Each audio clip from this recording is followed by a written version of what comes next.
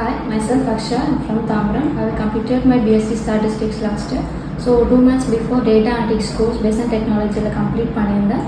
அதுக்கப்புறம் mark interview mark டெஸ்ட்லாம் வந்து கம்யூனிகேஷனுக்கும் டெக்னிக்கல் ரவுண்ட்ஸ்க்கும் ரொம்ப யூஸ்ஃபுல்லாக இருக்கும்.